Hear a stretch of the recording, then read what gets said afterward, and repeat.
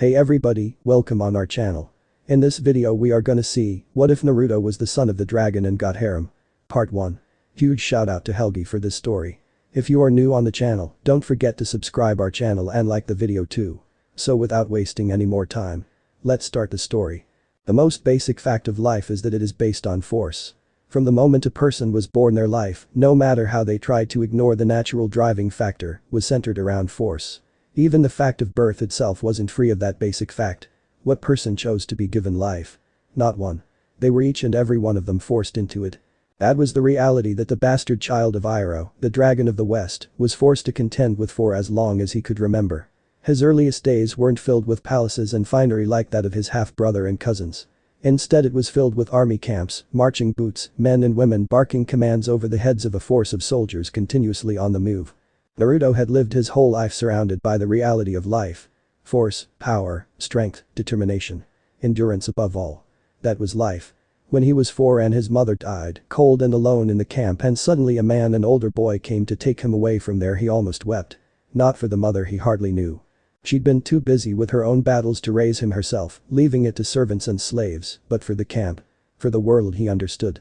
It was like his heart knew instinctively he was being taken to a place he would despise. The capital. More specifically the royal palace of the Fire Nation. The time he spent there changed him. Made him stronger in a different way.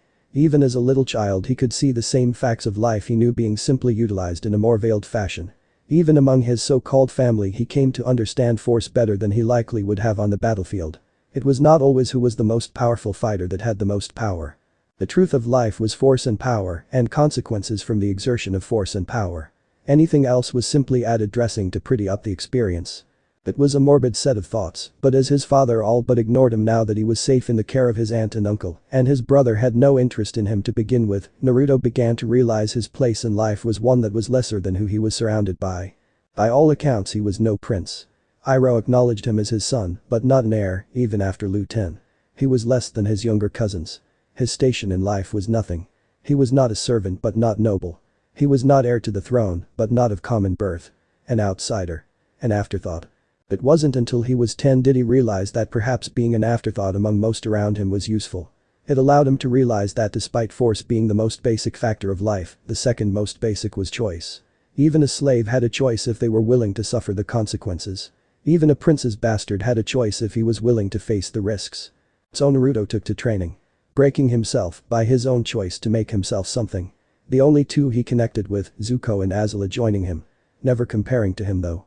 It brought a sense of pleasure to him to see the distaste on Ozai's face as his attempt at creating superior children by marrying the descendant of an avatar fell flat in comparison to a boy born of his brother and a low-level captain. The second prince couldn't bear it and often stayed far away from his children, and Naruto, as Ursa, Ozai's wife, watched over them. Naruto also took pleasure in the look of interest from the Fire Lord Aslan as well. Unintentionally it seemed, Naruto had begun to actually become something. No longer the afterthought he had been born and reared as. Just as unintentionally Naruto acquired his first friends. Or rather realized he had friends in his cousins. Zuko was decent enough company when he wanted to be. Naruto had grown to take a rather easygoing outlook on life, simply believing a person made a decision and had to live with it. So he simply chose to be genial to people around him, even friendly. It seemed better, more useful, than being bitter and resentful. Zuko, however, was different. He shied away from his own decisions and his own consequences. Something that irritated Naruto as well as his closest friend. Azula. Azula was Zuko's younger sister and despite the age gap, Naruto's closest friend. He wasn't sure how it happened honestly. Perhaps it was because he was the only one that had been there when Ozai pushed her too hard in training, or when Ursa focused on her emotionally open firstborn. Whatever the reason, Azula adored Naruto. He similarly adored her. She modeled herself after him at times, though she also took plenty from her father whom she also idolized. It left her an odd mix of cold and even cruel to those she disliked or simply didn't care for, but extremely loving to her closest ones. As time progressed, things in the palace eventually changed. The shift was sudden and violent. A simple message, it felt, had changed everything. A single letter and suddenly Naruto was an only child, Iroh was disgraced and returned after abandoning the greatest siege in history, and Aslan was dead. Ozai sat on the throne of the Fire Lord. In the few weeks before his father's return, things grew extremely tense for Naruto. Ozai had little care for him, but still considered him as a blemish on the royal family. Ursa was gone, one of her last acts being to practically break her own daughter without even knowing it. Simply calling Azula a monster in the making while arguing with Ozai had ruined any remaining relationship the two could have had. Not that it mattered now with Ursa missing and Ozai on the throne. Naruto stayed away from attention as best as possible. Zuko had become little more than an irritating, sniveling whiner since his mother's disappearance. So Naruto simply avoided the boy.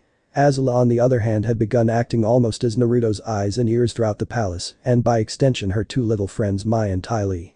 He admitted to feeling like he was using her to her face, and Azula had giggled, saying that if he was using her she didn't mind, and that it was better if he was using her than someone else. That Naruto had to agree with completely. Still, it made him realize that he wasn't the only one who realized how unsafe this palace and the capital itself was.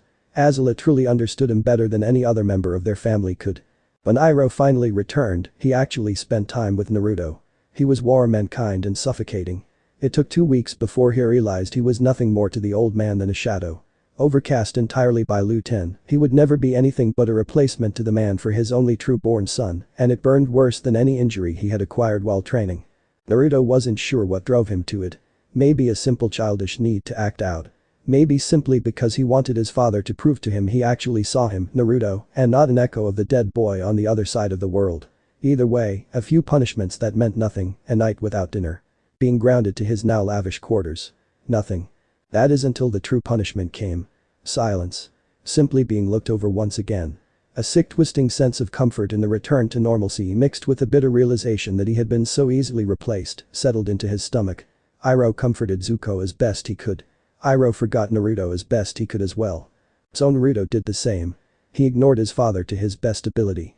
The deep sighs he got in response to his short answers when forced to interact simply drove him further away faster. Once more, the only ones Naruto could be close to were Azula, Mai, and Ty Lee. The four of them playing as children, and Naruto slowly pulling the one person that understood him best away from her father that was just like his own. Only looking for a puppet. For the next several months things fell into this new cycle of normal. Iroh would greet Naruto in the mornings, Naruto would greet him back, and they wouldn't speak to each other again all day. Naruto never noticed that Iroh easily made out the cold looks he would shoot the man out of the corner of his eye. Naruto would spend the day either training alongside Azula or simply enjoying time with Azula and her friends. Then Naruto would have a brief interaction with Fire Lord Ozai as he returned a tired Azula to her quarters. Ozai would nod at him with a strange look in his eyes, and Naruto would return to his own quarters, never bothering to check to see if his lazy and slowly fattening father was even within his own. The next day he'd simply wake and do it again. Eventually though that routine changed. It seemed that Iroh had enough of the cold relations with his son and had collared him into a large breakfast. Naruto had tried to make excuses and slip out of the occasion, he could already tell he wasn't about to enjoy whatever conversation his father had in mind. Unfortunately for him Iroh was especially determined to talk and he couldn't escape the man's clutches. Naruto practically steamed in agitation as he sat silently across from his father. The general gorged himself on the various breakfast foods while Naruto had finished eating a hearty helping already. They hadn't even spoken since sitting down to the meal, and Naruto had hoped to work with Azula on a specific moveset today that she was struggling with. Well, not so much struggling with it as she was the queen of all perfectionists and wanted to not just master the move but refine it to a point no one else could achieve. Not even he could. "Why am I here?" Naruto asked finally, his short fuse getting the better of him. Iroh sighed at Naruto as if he had failed some sort of test. "To eat breakfast of course." Iroh replied. "I have eaten breakfast. I have training to do with Azula," Naruto said as he began to stand only for a frosty look to appear in the general's eyes and freeze him in place. "It is rude to leave the table of a superior without being given permission, Naruto. You should always retain your etiquette even among family," he said while plucking a small fruit off his plate and popping it into his mouth. "Very well, may I be excused from the table? I would like to go and train with Princess Azula," Naruto said stiffly.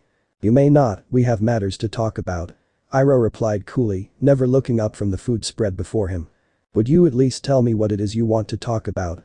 Naruto forced out rigidly, barely managing not to growl at his father's games. "Yes, your upcoming trip," Iroh simply said, finally looking up to his son to see confusion spread across the boy's face. "Trip?" Naruto asked. "I didn't request to go anywhere. Where did you hear I was going away?" "Oh, I didn't hear it, I said it," Iroh replied, now focused entirely on his son. "You what? You're sending me off. Why?"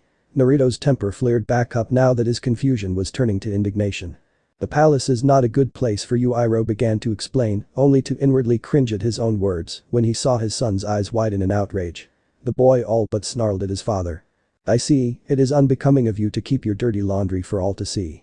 Where am I going, General? Some far-off little village to become a farmer, or maybe to the colonies under a fake name, so I can't taint your honor any further. Naruto growled. Iroh sighed once more. What Naruto said was fair. It did seem that way, not that Iroh truly cared what people thought about him having an illegitimate son. The boy's mother had been golden-haired and a true follower of an eye like himself. She had understood him even if they hadn't loved one another. Everything Naruto said though, it was how other nobles handled their mistakes in the form of bastard children. Hidden away or cast aside to minimize the stain they could leave on their honor. Iroh began, but seeing the look in his eyes, one he recalled a lifetime ago on a much younger face in the mirror. No, I'll be sending you where I trained prior to joining the officer corps of the army. You're going to the same place where I became the Dragon of the West, Iroh calmly explained. That brought his son up short. He wanted that opportunity, but he also didn't want to leave the palace. The few friends and people he knew cared about him were here. Not to mention he had no way of knowing when it was he could come back home. He hadn't really thought of it that way, but the palace of the Fire Lord had become his home sometime and he realized he would miss it, or rather who lived here with him. How long? He asked as he stood fully ready to end the conversation. He knew he had no choice in the matter, so he wouldn't bother to argue anymore. As long as it takes. As long as you take. Iroh said as Naruto grunted in annoyance at the vague answer and swept out of the room. Azula had not taken the news well. He hadn't expected her to, but it was still nice to have someone furious like he was at his father's decision. After a brief but very intense training session, she had demanded he return as soon as possible and that he come back much stronger or she would have to tutor him herself when he returned. He mostly laughed her off.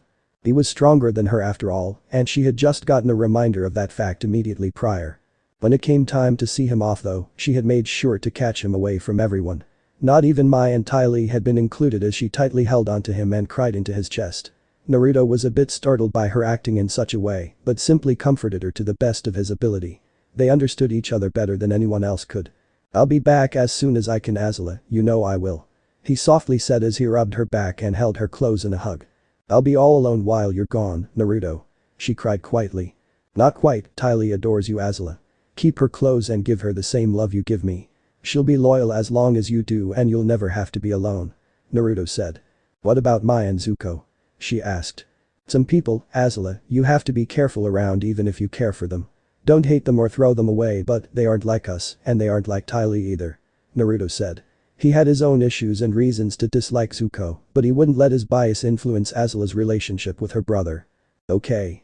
She replied, not fully understanding what he meant. Still she'd do as he asked. After all, Naruto was the only one that liked Azula for Azula. Well, him and Ty Lee. I have to go, so hold down the fort till I get back. Get strong too so we can spar then. Naruto said as he kissed her head and separated. Most of the royal household saw him off. Iroh, Zuko, and Ursa stood together. Mai was near to them as well, while Ty Lee and Azula stood away from them. Naruto couldn't help but feel relieved Ai wasn't present. The man sparked something within him. Like a warning bell. Naruto watched the docks and continued till the ship had sailed far enough that the whole of the island had disappeared from view. He wouldn't return for 2 years, and much like his father had wished he would be a changed person. Unfortunately for Iroh, Naruto's changes would not be what he desired. He would return emboldened and more ambitious than before. Changed indeed, from someone who simply wished to be considered worthwhile and of value, to someone who wished to stand atop his own destiny and have a hand in the fate of the world. Naruto's return was met with even less fanfare than his departure. The only ones there to greet him were his father, Azula, Ty Lee, and Mai. Even then Iroh was needed for a war meeting. It seemed that though he didn't serve as a field commander any longer, he still weighed in on the overarching strategy of the war. So soon they set back into a routine at the palace with Naruto having rejoined the family. Soon enough it was just him and Azula once again as she filled him in on things from around the palace. Iroh and Zuko had grown much closer and the crown prince had taken to begging his father and uncle to attend the strategy meetings. Something Naruto found humorous, Zuko wasn't what he considered officer material, but maybe seeing the actual leaders of their war effort at work he would change. I should also be trying to begin my career with the military soon. I'm no use to anyone around here. Naruto said as he walked with Azula through the expansive halls of the palace. She'd grown in the last 2 years he was away, and so had he. Naruto was 2 years older than Azula, but was already tall for his age at 14. That's not true. You just got back. If you run off to fight, I can't come with you for 2 more years. Azula said, giving him a putty look causing him to snort slightly. I'll talk to my father tonight about joining. Azula, you're a princess, things are different for you than me. I have to prove myself. Even if I'm a bender. Naruto said. I have to prove myself to my father almost every week. He's testing me on my bending all the time. I know what you mean. She tried. You know better than Zuko. He just whines to my father or the servants enough and he gets whatever, you have to work for it.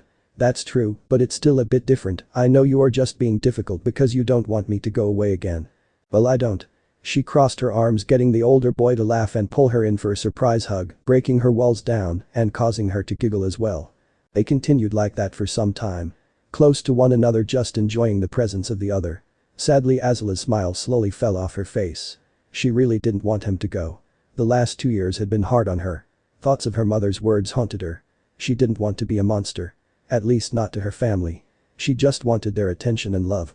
Naruto had been right about Ty Lee, thankfully. Without the acrobatic girl to ground her, Azula was sure she would have started losing herself. Instead, Azula had taken a chance to tell her about what happened with her mother, and she had been shocked for the bubbly girl to become furious at the mere thought. The only other one she had seen react to her mother's words like that had been Naruto. Not even her father had disputed Ursa's claim that she was becoming a monster. From that moment on, Ty Lee had become her closest friend and confidant. Barring Naruto once he returned, of course. Initially, she had planned on trying to bridge the gap with Zuko and talk with Mai as well. However, if Naruto had hit the nail on the head with Ty Lee, who was to say he wouldn't with them as well? So she did her best to show her love for them, but it grew harder every day. It didn't help that Mai had very obviously developed a crush on Zuko, and Azula's elder brother was far too caught up in himself to care. She was waiting for the chance to tell her, I told you so. You'll be safe, right? And write to me? She asked, mentally kicking herself for sounding so weak. She wanted Naruto to always see her as strong and capable, not longing after his return like some sort of, well, princess. Of course. Who else would I write to? He teased. Well, you do write to someone now. She said, remembering he was sending letters off somewhere since his return. Ah, yeah, should have known you'd notice that. Those are going to where I trained the last 2 years. Trust me, I will take you there sometime. I think you'll blow them out of the water. Plus the person I'm writing to reminds me of you and Ty Lee. Like a mixture of the two of you. You'd really get along. Naruto explained himself. His words piqued her curiosity. She wasn't particularly interested in going out and making lots of friends like some people her age, but she was interested in meeting someone that Naruto said she'd get along with. He was usually right on these sorts of things after all. Not that it mattered right now. No doubt once he asked Iroh about joining the military, the old general would be elated at the idea and immediately pull strings to get him into the ranks. Probably in some position in his chain of command like Lu Ten before he was killed at the siege of Ba Sing Se. The two teens eventually went their separate ways, Naruto disappointed he missed his father somehow, but deciding to corner him in the morning to ask about joining the army. Azula, unlike Naruto, actually ran into Iroh before bed. Her bedchambers were near to her elder brothers, and Iroh was seeing Zuko off to bed, it seemed. She always felt annoyed on Naruto's behalf that her uncle felt more need to tuck in and say goodnight to Zuko than his own son. Uncle? She greeted coolly. Azula, what are you doing out at this time? The sun set hours ago. He spoke in his normally friendly tone, but there was a hint of suspicion below the surface that stung at her. As if she were some delinquent slinking off to cut open kittens or kick puppies. The gall of the old man. I was with Naruto. He's only been back for a short while and I wanted to spend some time with him. Bring him up to speed. He told me he wanted to talk to you, but he probably already went to bed. Ah, well, tomorrow after the strategy meeting I'll catch up with him myself. Whatever he wants to talk about is surely important if he was going to try and catch me before bed. Sadly, preparations for tomorrow took a bit of extra time. Your brother will be attending his first session in the morning. Iroh explained. Ha. You think that's wise, uncle? Zuko can't keep his mouth shut from whining to save his life. Azula squawked, very amused by the thought of Zuko of all people quietly observing and understanding a military strategy meeting. She'd hidden inside a couple times before watching from the shadows. The meetings were extremely dry and boring, but she also knew they were highly important to the war effort. You really should show your brother some respect. He is a good person and tries very hard to please everyone including you. Iroh scolded, frowning at the scoff he got when he mentioned her. Besides, he is of age now. It is time he took part in military matters. It's expected. Azula nodded to the man's words. Zuko was only a few months younger than Naruto. She supposed her cousin had been right when he said it was time for him to start his career. Still, Azula cared far more about Naruto joining than Zuko. Not only was Naruto far more important to her, what exactly he would be doing in the military was in question, unlike the crown prince. "Good night, princess," Iroh said, interrupting her thoughts. He turned to slowly make his way to his quarters. "Yes, good night, General," Azula said. Iroh froze as Azula's footsteps slowly quieted and the girl turned around a bend in the hall. She had sounded so much like Naruto when he referred to him by his rank or titles. Iroh felt sadness trickle into his heart as he thought of the distance between him and the two children. One of them was his own son. Only remaining son. The other was a little girl with no one but Ozai to act as a role model. He knew he should do something for them. They needed a parental figure. Anyone but Ozai. But he had to focus on Zuko. He was the crown prince. The next Fire Lord. The best hope for the White Lotus to finally end this pointless conflict. To try and save their world from endless fighting and death. With those thoughts and a self-assured determination, he headed off for bed. The next day was going to be a very busy one. Azula was a curious girl. That led her to slipping into places often that let her learn things she probably shouldn't know as a 12-year-old princess. Of course, the fact that the things she wasn't supposed to know about were pretty much dangling in front of her made it impossible for her not to sneak into restricted areas and eavesdrop. That, of course, was why she was now rushing to find Naruto in the training areas. What she'd just watched go down in the strategy meeting held by her father was some prime gossip she needed to share with him. She found him exactly where she knew she would, running through his newer forms he had picked up on his trip. He was smoother and more animalistic in the way he moved than the typical firebending styles taught by the different masters here in the capital. It reminded her of Iroh's, but even then Naruto's had a more bestial element to it. Faster, more agile and more brutal. For a moment what Azula had to tell Naruto left her mind as she watched him go all out. Or what she presumed to be all out. Since his return they hadn't gotten a chance to truly spar. Her studies kept her busier than she would like. To see him now, controlling an inferno, keeping the fire alive as it danced around him and engulfed the training ground as if were a living dragon, she was mesmerized. She had known she and Naruto were the two sides of the same coin. His firebending was like battling against the heart of a wildfire. A massive torrent of roaring flames. Hers was like a precise jet of flame. An intense blade of hissing fire. To watch him directing and maneuvering a wall of fire many times taller, wider, and thicker than she had seen others do before, Azula was starstruck. She sat there watching as he practiced. Naruto kept a furious pace. As if he was surrounded by an endless swarm of opponents being swept aside in the storm of fire he had at his beck and call. He incorporated more short circular punches than the usual firebending style she knew. Each thrust of his fist reaching out with a gout of flame, as if it was the paw of a giant predatory cat. Sweeping across the ground like he was clearing a path through a horde of Earth Kingdom soldiers already. Eventually though, his workout drew to an end in an explosive fashion. Like a tidal wave the flames crashed down on the other side of Naruto before he snuffed them out with a sudden yank of his arms, backward towed his chest. The sudden silence of the training area after that act made Azula's ears ring.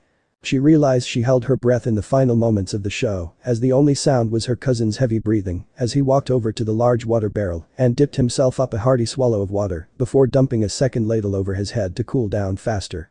"Just going to sit and watch, Azula?" Naruto called out with a grin as he glanced over to the pillars where the younger girl still stood stock still. Rather than respond at once, Azula slowly made her way toward him. She looked back and forth between the smirking Naruto and the steaming and smoking stone of the training ground in poorly restrained awe. When she reached him she noticed the stone wasn't the only thing steaming. Naruto himself had thin trails of steam lifting off of his head and body wherever he had dumped the water on himself a moment before. Now she understood why he preferred to train without his shirt. Something she was doing her best to ignore at the moment. She was far too well bred to have a crush, of course. "So that's what you learned while you were away?" she asked. "A little bit of it," he answered with a chuckle. "Are you going to teach me?" she asked, pouting at the teasing smile that slipped onto her cousin's face. "You want me to teach you one-on-one, Azula?" he asked. "But I thought you were the greatest firebender of our generation. What could I ever teach you?" "Ha ha," she sarcastically replied. "Seriously, when are you going to teach me all of that?" she asked again. "Probably never," he said, simply getting her little jaw to drop in shock at his blunt answer and the fact that he was telling her no. He hardly ever told her no. "I won't teach it to you, but someday I'll take you to where I learned it and you'll find your own way." He smiled as the shocked look turned to a slick grin on the girl's face. "Promise that you will," she demanded. "Such a bossy princess you are becoming," Naruto teased. "Naruto," she whined. "You don't need to beg or whine like that, Azula. I said I would do it, so I'll do it," he said as he wrapped an arm over her shoulder, causing her to fight off a blush, just barely. "Still, promise," she pouted, causing the boy to roll his eyes. I promise on Anai's blessing of my bending that I will take you to the island. Now tell me why you are out here so early. Shouldn't you be in your classes right now? Naruto gave her a knowing look, causing her to actually blush this time, though she didn't look even marginally apologetic. Well, I ran into your father last night on the way to bed. She began. What was he tucking in, little Prince Zuko? Naruto joked, though Azula could see the flickering pain and resentment in his eyes, despite his mocking tone. She decided to push past it. She didn't want one of the 3 people in the world she cared for to hurt. It made her hurt too. Well, he said he had an early morning strategy meeting. I found out all the high generals were attending, and so was my father. Your father decided to take Zuko too. She internally grimaced, expecting to see more hurt in the boy's eyes, but instead she saw only acceptance. I suppose he is of age now. Just like me. Naruto grunted. Right, well, being as elusive and stealthy as usual, she began only to squawk when a finger jabbed her side, tickling her. It's true. She growled. Oh, I know it is, I just wanted to see if I could pop that big head you were getting. Naruto laughed as the girl stuck her tongue out at him. Can I please just tell you what I came to tell you? Or maybe you don't want to hear it. Maybe you want me to run along back to my classes like a proper princess, rather than your sweet loving cousin come to bring you news. She took on a posh high and mighty lily in her voice, causing Naruto to snicker. Forgive me, oh very wise and benevolent Princess Azula. Bestow your great news upon this foolish knave and tell him all the dirty details about how Zuko made a fool of himself in front of your father again. Naruto said, breaking his side hug to mock bow to her. Your tone could use some work, but I do love the groveling. Azula said with a giggle. Well, go on. Naruto urged, wanting to get back on topic. Well, since you did ask nicely. Zuko spoke out of turn and insulted the honor of High General Budging. Father demanded that Zuko participate in an Ikai. Azula informed him. Naruto was stunned for a moment but soon got over it. That's harsh, even if he is of age now. Budging could be beaten by him though. He is more of a strategist and never was all that good at bending from what I heard. You heard that from me, Azula said hotly. Yeah, it was a pretty decent source.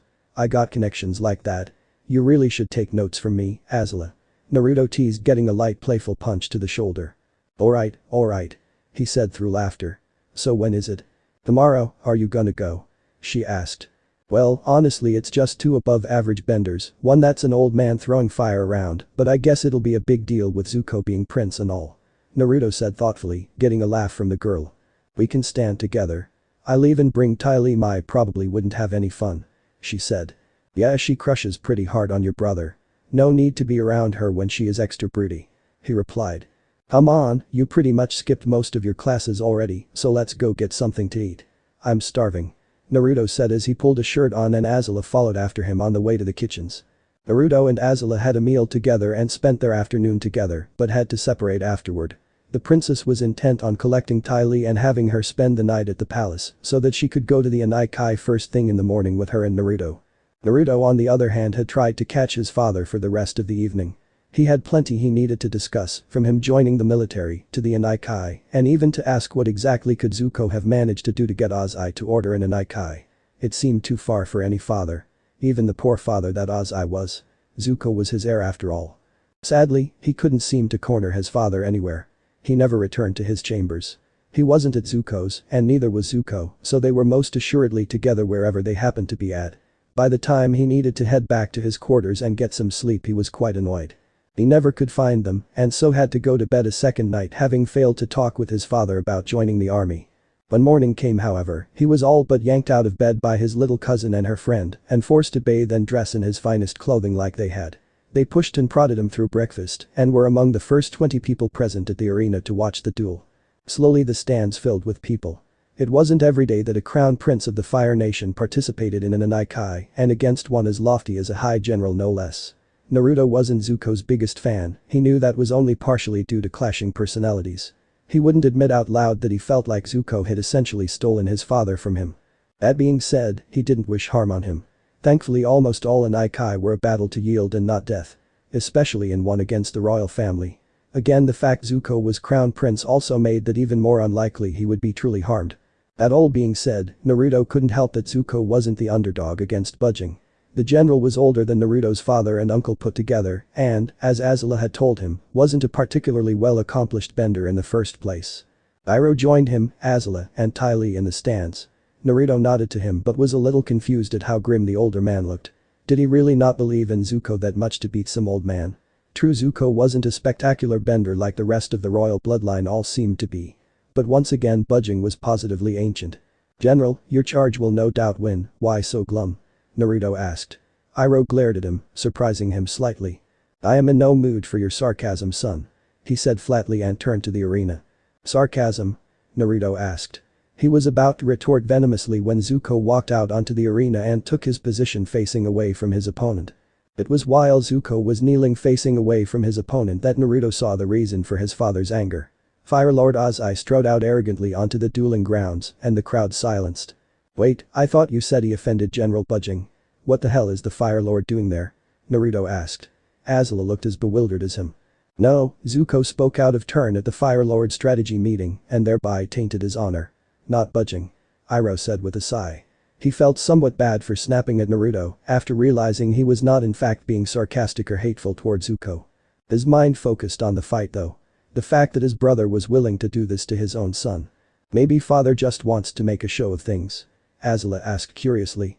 Iroh glanced at the three children beside him and realized how poor his relationship with them had become. He assumed not only that they were excited to see Zuko crushed and humiliated. Instead all three looked genuinely concerned for what Ozai would do to his son. "No, Azula, your father," he trailed off. He couldn't just tell a child that the father she idolized was a monster. She'd think he was lying and it would spiral out and nothing good would come of it. As the duel began and they watched Zuko realize just who he was fighting, Iroh grimaced as the boy threw himself to his knees, refusing to fight Ozai and begging for mercy. "Coward," Naruto hissed.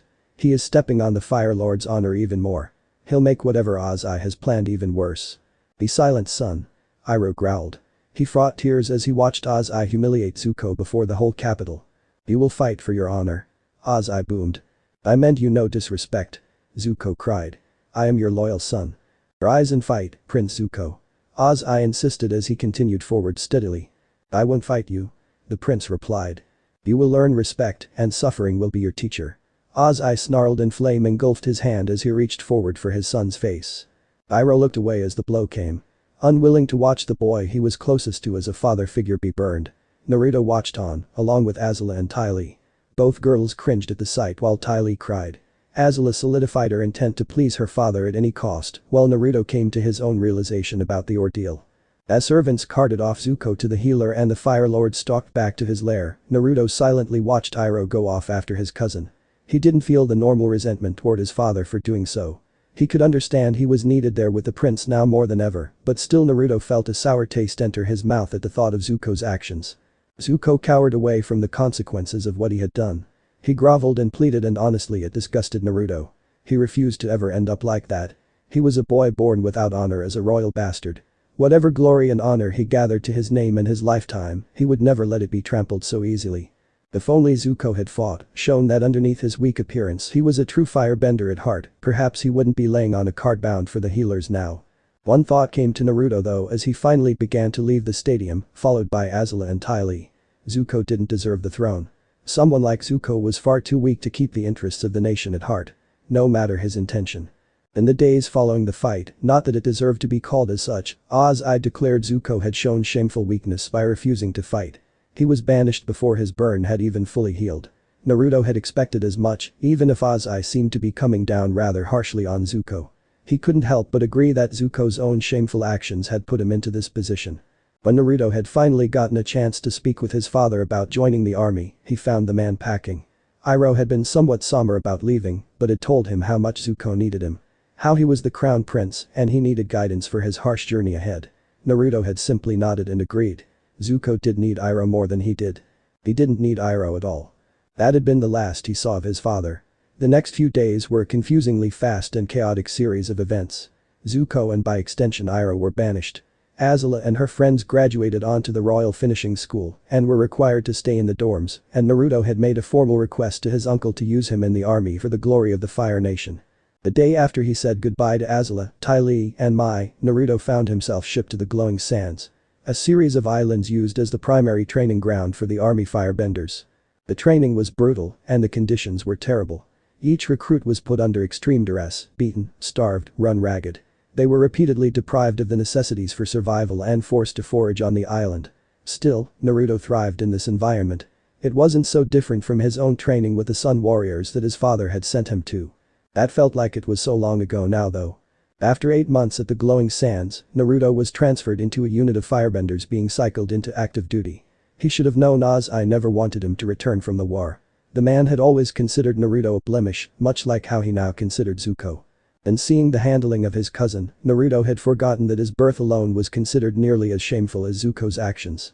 So, it was on orders from the Fire Lord, something that Naruto had no doubt Ozai had made sure he was made aware of, that Naruto was placed as corporal in the 13th Jaguar Company. A unit of new recruits and combat-fatigued veterans, used to frequently soften the enemy's lines for the true attack from fresher units. The 13th would see continuous combat right on the front lines with the Earth Kingdom, and so it held the highest casualty rate of any firebending unit in the military. Naruto didn't complain once though. He was finally in control of his own path. The Fire Nation was meritocratic to an extent. More so than any other nation in the world. A peasant with skill, talent and dedication could rise to nobility through the army. A prince's bastard like Naruto, he could do so much more. I hoped that Naruto would die on the battlefields of the Earth Kingdom. Instead he would create a figure that would come back to haunt him for the rest of his life and reign as Fire Lord. The reality of warfare on the front lines was about as far from what was described to the population back in the Fire Nation. Instead of glorious, heroic or valiant, it was only brutal, ruthless and merciless. For Naruto, though, it was a step back in time to his infancy. His few memories with his golden-haired mother were of him living among the encampment of black and red-clad soldiers. It was because of that and his extensive training among the Sun Warriors that Naruto was more prepared than most for the grueling life in the army's Firebender Corps. It took weeks before Naruto's unit even saw their first traces of combat. Weeks of marching through muck back and forth across the colonies and frontier territory of the Fire Nation's expansion into the former Earth Kingdom. All the while, superiors treated them like glorified errand boys. Naruto was happy he at least wasn't one of the non-benders in his company. They really were treated like servants more than soldiers most of the time. To the point even a corporal like himself had been assigned 5 non-bending soldiers as his own squad. Had they been placed into a unit of fellow non-benders, Naruto was certain they would have had a much easier life. Being a part of the 13th Jaguars though it meant they amounted to fodder. When their unit did finally encounter battle, it had been an ambush while the company was marching along the road between 2 larger Fire Nation encampments. The officers of the unit placed the non-benders toward the outer sides of their formation as boulders and discs of earth tore through them. They used them like meat shields. Despite all his training and experience with army life, an actual real-life battle for survival was new for Naruto. Instinct took over, and unlike his fellow firebenders happy to use their human cattle as sacrificial pieces, he stepped between them and the incoming earthbender assault. 2 of his squad had somehow managed to survive within the unit for years and were stunned into inaction at Naruto's decision. The 3 younger members each hesitated only briefly before drawing their swords and readying themselves for the melee charge that would no doubt follow the barrage of earthbending attacks. Naruto snarled as he thrust his fists forward, creating a blast of fire that knocked hail of smaller sharp rocks back. With a pivoting step he brought down a kick that knocked a boulder off course, making it cull a copse of trees rather than the team of soldiers it had been aimed at. "They're coming," one of the 2 veterans said as he and his fellow veteran regained their senses and joined their squad's battle line. His experience proved right as the moment they had joined the others, dozens of Earth Kingdom soldiers charged out of the tree line with a battle cry. As the squad prepared themselves to face the impossible odds their corporal stepped forward. He swept his hands in a clawing motion, as if raking his fingers across invisible prey. Flames responded immediately. Sweeping over himself and his soldiers the fire passed by harmlessly. Until it reached the front ranks of attacking soldiers and fell like a burning wave. The front lines of enemy troops were instantly engulfed in flame. They didn't even get a chance to scream, the intense heat searing their lungs and throat upon impact and rendering them either mute or dead in the blink of an eye. The second and third lines of advancing Earth Kingdom soldiers weren't as quickly killed. Most caught splashes of flames onto their armor and clothes, setting the ablaze and shifting the fearsome battle cry of their charge into that of terrified and painful screams. Naruto didn't stop though.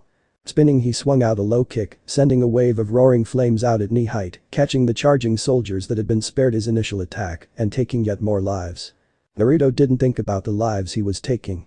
He knew if he stopped now the tide of battle could shift again. Between the growing flames he and a handful of other firebenders he could just make out the earthbenders beyond the edge of the tree line, forming makeshift shields of stone to protect another wave of soldiers. "The trees!" Naruto shouted out to his fellow benders. He didn't wait for any response before he began unleashing a torrent of fire into the cedars and other evergreens. Shouts of panic and pain soon called out from the edge of the woods. The Fire Nation infantry reformed into a ramshackle formation around their benders. They finished off the remains of the initial wave of ambushers. Naruto's own unit stayed especially close to him. In the span of a few moments their loyalty toward him had skyrocketed and they were not about to let a stray Earth Kingdom arrow catch him by surprise. Naruto kept his focus on the enemy though. The Earthbenders were proving to be more clever than he expected. They overturned sections of the ground or even entire trees in an attempt to put out the flames. Unfortunately for them, doing so also gave a clear shot for Naruto and his comrades to exploit. One of the soldiers with him, a girl perhaps a year or two older than he was, took aim with a bow after sheathing her sword and easily took the lives of two distracted Earthbenders with as many arrows. The bender realized then that he didn't even know her name. Any of their names. He swore to rectify that after this battle was over. Thankfully it seemed to be drawing to a close. The Earth Kingdom survivors fled deeper into the forest surrounding the road, leaving the men and women of the 13th Jaguars Company battered but alive and victorious. Naruto wasn't sure who started the roar of victory, but he wholeheartedly joined in as he felt the adrenaline of his first true battle wear off. The company took care of their casualties. Many had died mostly among the non-benders, but after seeing the tactics in play firsthand Naruto wasn't surprised in the slightest. That angered him to an extent. He understood the strategic value of his fellow benders, but each and every single one of the soldiers killed had been loyal and honorable soldiers of the Fire Nation. He knew that his unit was considered a fodder force, but there was a difference from an entire unit designed to attract attention and spread out enemy forces and simply using your subordinates as a meat shield. "Corporal." A gruff voice barked drawing his attention. The grizzled captain was stomping his way through the makeshift camp that had sprung up to tend to the wounded. He had all the telltale signs of someone who had worked his way up from the dirt to his position as an officer. It took Naruto a second to realize he was talking to him, and Naruto jolted to his feet along with the rest of his squad, all of them snapping to attention. "Ah, enough of that shit. You, Corporal, name?" the captain demanded. "Naruto, sir." He replied immediately with a salute. "Family name?" he asked as he jotted onto a scroll. "An I, sir." Naruto replied with the slightest amount of hesitation. Those around him all paused. They turned to regard him intently. Even his squad seemed shocked at the revelation. With good reason though. The royal house didn't technically have a family name, instead going by he or she blessed by an I. On records though over a century ago it had been compressed to simply an I to simplify official documents. Since Naruto was the acknowledged child of Prince Iroh he didn't have right to the line of succession, however he was a part of the royal family. "Yeah, I figured it was you. Was that your work there with the forest?" the captain asked, less fazed by the reveal of Naruto's family name than the rest. "Yes sir." Naruto answered simply. "Good shit. You are replacing Zhang as sergeant." He took a stone disc to the head. "So from now on you're no longer just with these five, you're responsible for them at least until you die or I find someone better." With that the captain turned and strolled away as Naruto continued to blink at how abrupt and fast his first promotion was. His squad didn't take as long to process things though. A few pops on the back and a modest cheer spread among them as they congratulated him on his advancement in rank. The young man grinned at the praise. His squad were good folks. Now that they truly were his, though he decided to correct a mistake he had made with them. He introduced himself and asked about each of the others to learn as much as he could about them. Each soldier was honestly interesting now that he took the time to actually get to know them. Zhang, the eldest of them all, had been a soldier in the army of the Fire Nation for nearly his entire life. He was pushing 40 and had served since he reached the age required to enter, 14. He'd seen so much of the war by this point he was practically a history book given human form. The second veteran, and quieter of the two had been Akio. A thin man he kept to himself but was polite when spoken to. Naruto recognized the mark of the Starving Season campaign etched on a piece of his armor though. A simple scythe scratches into the black paint on his armor with a small knife or something. Aji was a lean and averagely attractive young woman with a friendly disposition. She talked off their ears, but her bubbly personality was hard to become irritated at for more than a few moments at a time.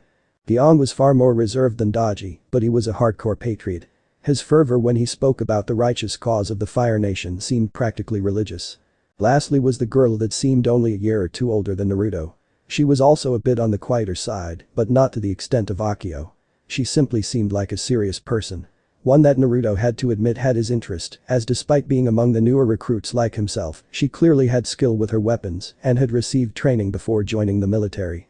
Naruto and his squad spent the next 3 days getting to know one another as they continued on to the next army encampment. Once they arrived at the destination though, any good mood the squad had been running on from their victory and Naruto's promotion was gone as they took in the true front lines of the 100 Years' War. A 16-mile-long line of stone and steel defenses stood across from one another along both sides of a valley. It was clear the place had once been a beautiful and verdant place. The charred and twisted remains of tree trunks covered the mountain sides, and the fields that once covered the valley floor had either burned, been trampled, or simply rotted with no one to harvest them.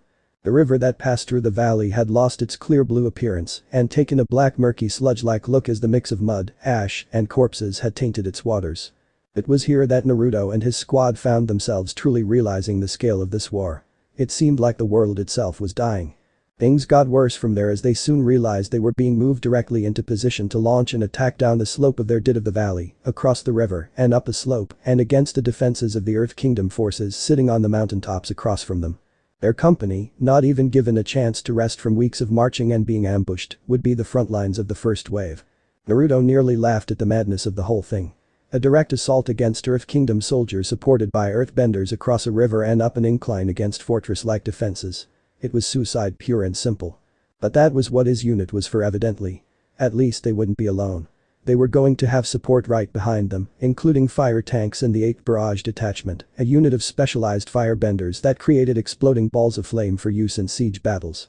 Still, that didn't calm his nerves for the coming assault in the slightest.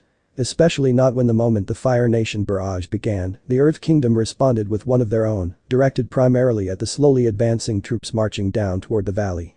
Captain Raiko, the same that had promoted Naruto to sergeant, led the soldiers himself. Naruto had quickly come to see the captain as a sort of mentor. The man was gruff, no-nonsense, and impatient. He was also loyal, understanding, and honorable.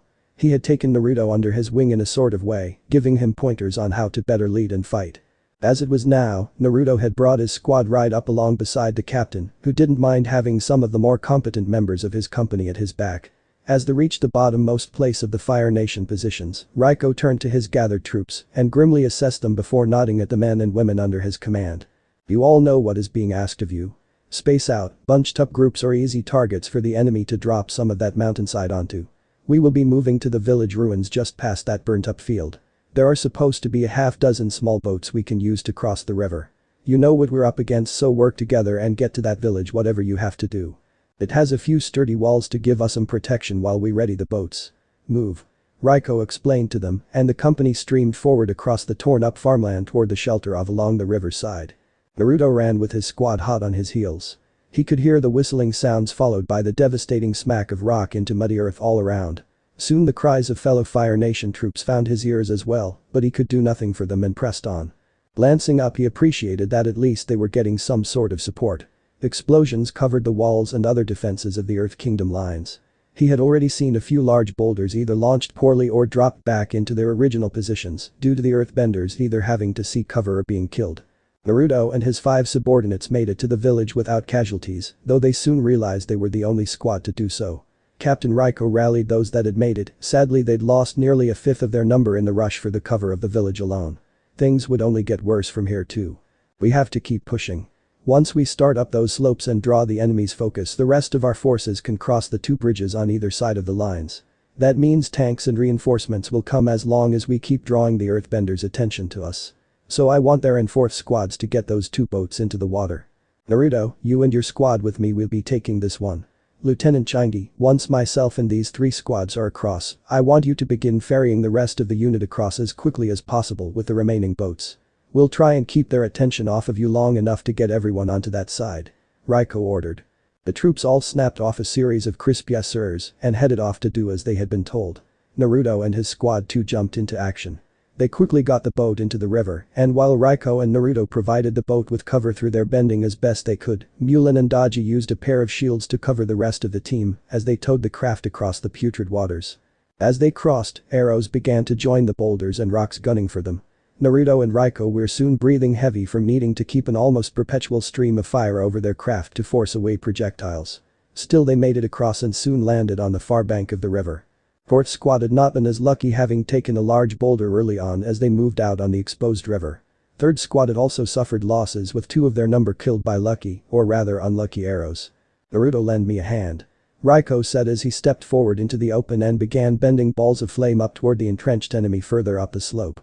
Yes, Captain. Naruto called back as he joined the man. Keep your focus on the benders, they're the biggest threat to our boats crossing the river. He pointed out before punching forward to send a small but intensely hot ball of flame toward a gap in the defenses above. Sadly, he couldn't possibly know if he killed his enemy or simply sent them scurrying for cover. Naruto followed his lead and began pounding the positions of any bender he could see. He sent several small balls of flame similar to Raiko's at the enemy lines and kept them coming at a near continuous pace. Naruto and Raiko's focus on enemy benders left them open to the archers, though. Naruto very nearly caught one in the neck if Mulan hadn't caught it by the shaft and in one motion drew with against her own bow and returned it to center. "Keep the benders off us, Sergeant, and we will keep the others off you," she said with a smile, getting a nod and a grin from Naruto as his squad each did their own part to keep the mission moving forward. Thankfully, the company managed to cross the river in quick time. Sadly, their losses were as bad as expected and already a full third of the company was lost. Still, they pressed on at the captain's order.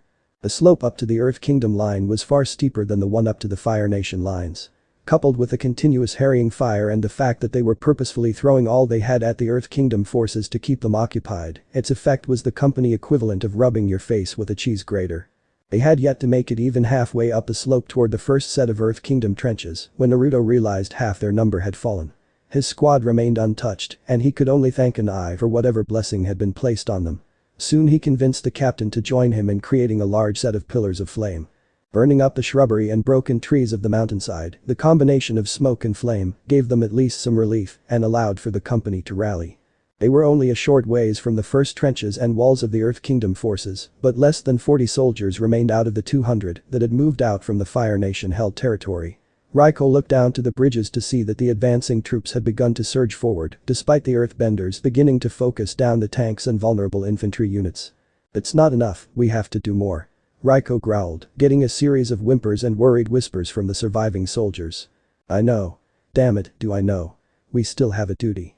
If the situation was reversed and they were up here instead, we would expect them to do all they could to buy us time," the captain insisted. "Naruto, you and your squad will be the first to advance. Everyone else cover them with whatever you have," he commanded and Naruto simply nodded before leading his team into position. As he and his team psyched themselves up to go over the top of the rocks, the rest of the unit shuffled into good positions to either bend waves of flame at the defenders or take pot shots with their bows. Naruto did his best to at least share a commiserating look with his squad members. He saw the trepidation, or more aptly full-on horror in their eyes, and knew he shared the same fears. Still, he steeled himself and turning to face the slope, took a final deep breath and flung himself upward toward nearly certain death. He felt rather than heard them follow him up. The roar of fire and responding rumbles of boulders drowned out their footsteps and battle cries as they charged up the final few meters until they dropped into the trenches of the Earth Kingdom soldiers. In the moment of Naruto dropping down beside them, there was a half-second moment as he locked eyes with the first 3 enemy soldiers standing before him. Behind them, an entire platoon of Earth Kingdom soldiers continued to focus on the rest of the Jaguar company. The moment of hesitance was gone in the blink of an eye as Naruto suddenly inhaled deeply and moving in a well-practiced pattern, he swelled Kai into his chest. With a roar he released the dragon's breath. The same bending move that had helped to solidify his father's own moniker as the Dragon of the West. Flames burst forward, sweeping down the trench, easily engulfing the first 10 enemy soldiers.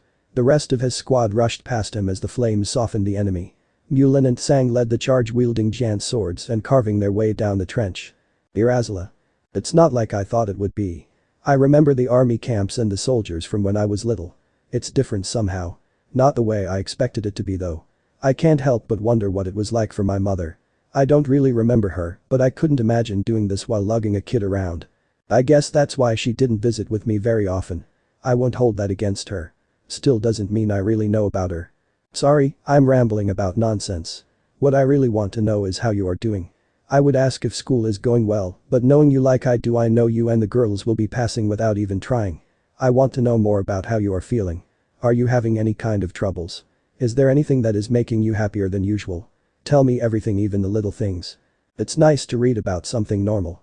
Or at least as normal as a princess's life can be. I miss you.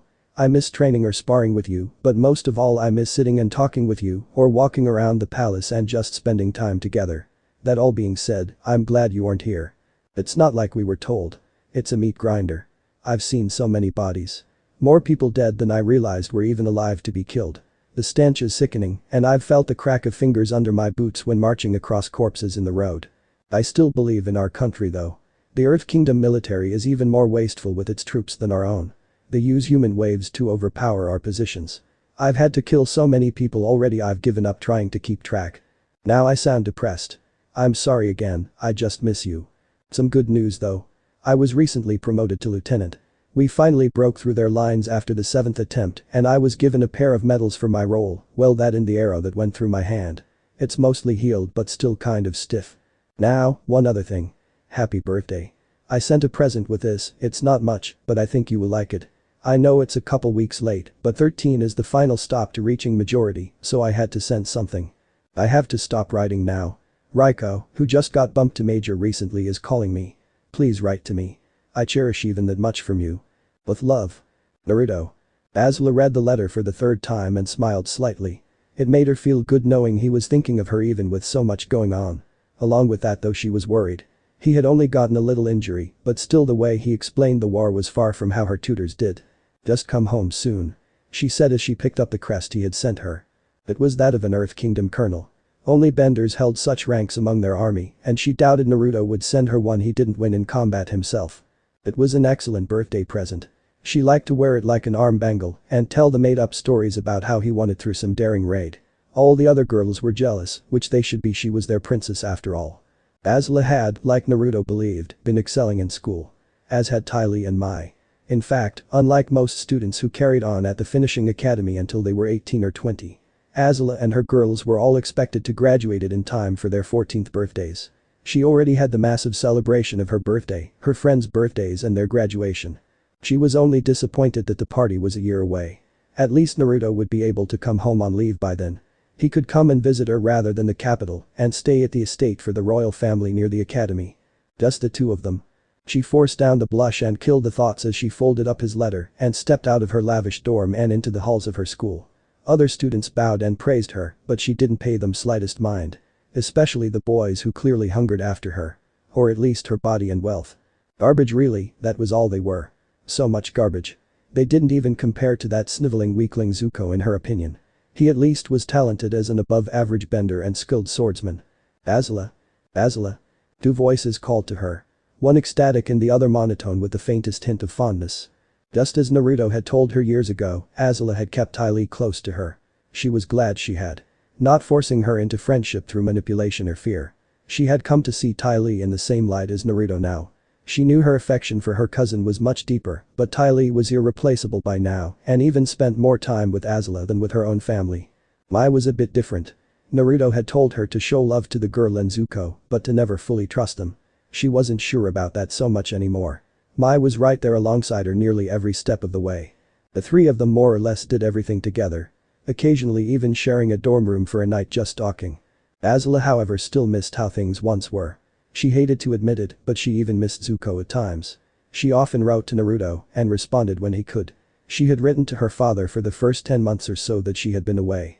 He had never responded though, merely having a courtier express his desire to see her set records at the academy and that he expected her to remain ever the best in her class. She doubted he had even read what she sent him. That stung badly, but she knew her father wasn't one for niceties. It just wasn't his personality to spend time on small matters like catching up. Plus he was Fire Lord. She should have known what would happen when she sent them. The fact she had nearly cried several nights at the cold apathy her father had for her was simply her shedding her weakling self. After all, she didn't have her mother's affection growing up, but her father's approval had been enough. She still refrained from bringing it up to Naruto. She knew he was overprotective of her, and while she had to admit she did like that he was so defensive of her, he had much bigger things to worry about than silly whinings of a little girl. At least that's what she told herself. A part of her, the weaker part surely, wanted him here to comfort and hug her so badly. She'd never tell him why. Only that she missed him. It had been months since Naruto was placed onto the front. He and his platoon slowly made their way back into camp. The ground was muddy from heavy traffic and the start of the rainy season. The camp they entered was ramshackle and primarily dedicated to a medical center, which took up the large central field. Several dozen tents of various sizes were strewn about, each sheltering the wounded from the thin mist. The last battle had been hard. The 13th had been coupled up with the 2nd Tigerdillo Regiment to try and break through a farming area. The following battle had lasted for hours, and in the end neither side had true victory, but the Earth Kingdom's population always ensured that a draw was really a victory for the Earth Kingdom. He and his platoon was silent as they marched into camp. Marched used loosely as possible. They watched as nurses rushed about with litters carrying injured soldiers or emptying pans filled with blood. As they came in, other units greeted them and welcomed them back. Naruto had most of the platoon fall out and let them search out some food for themselves. Naruto, himself, however, needed to report in. He dismissed his squad, each having now become sergeants acting as his squad leaders. Mulan hesitated briefly. She and Naruto had become a sort of tag team in battle over the last few months. Partners. Once his subordinates had joined their troops, he entered the colonel's tent. Raiko had been promoted once more recently, and it had left the positions of both captain and major vacant. At least until now. A bender, maybe 2 or 3 years older than Naruto, stood beside Raiko with the other platoon leaders. Naruto had grown used to working with, eyeing the young man up.